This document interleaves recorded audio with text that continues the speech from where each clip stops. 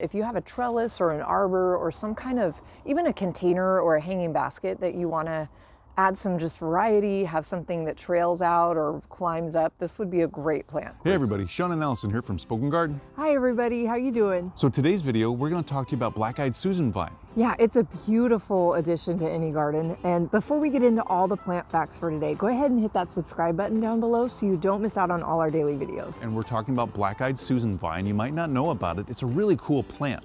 Yeah, it blooms all summer into the fall. So we are kind of at the tail end of its flowering season, but we have found a whole bunch of beautiful buds that we want to show you. So the black-eyed Susan vine's flowers actually do resemble an actual black-eyed Susan, but the plant itself is not related to Rudbeckia hirta or black-eyed Susan as it's most commonly known. So here it is, you guys. You might have seen this in some other videos. This is just a beast. It's growing everywhere. It's grown up this trellis, back down, and now it's growing back up it again. It's and really, across, inside and out. It's really everywhere. taken off. Yeah, it's on both sides here. We've got it on our trellis out in the front yard. So in a previous episode, when we first started doing the daily videos, we actually assembled this trellis by hand. And you can check back. We'll have a link down below in that too, but you can check back in our video library to see how we made this. Pretty cool. We've been so happy just watching this grow and bloom and flourish. It just loves its location. So if you look here, guys, I'll get out of the shot with my shadow, but look there. There is this black-eyed Susan vine flower. Now it kind of looks like a black-eyed Susan flower, like a real black-eyed Susan, right? Right, that middle, that kind of central brownish, blackish kind of center. Yeah. And you know what's interesting? This actual plant has so many names. I think that's so funny. Like it's known as a black-eyed Susan vine. It's also clock vine.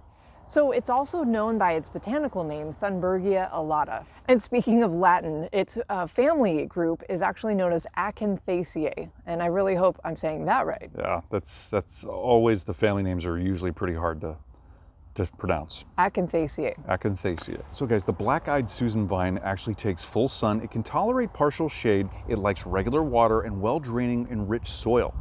You can see it's a great vine. It's really good on trellises here, but also in pots, and it can grow over walls or it can grow up walls. It's really a great versatile plant to have. I could see this definitely over an arbor. Wouldn't that be beautiful? It was just this lush green foliage and then just this, I mean, we couldn't believe how many flowers bloomed.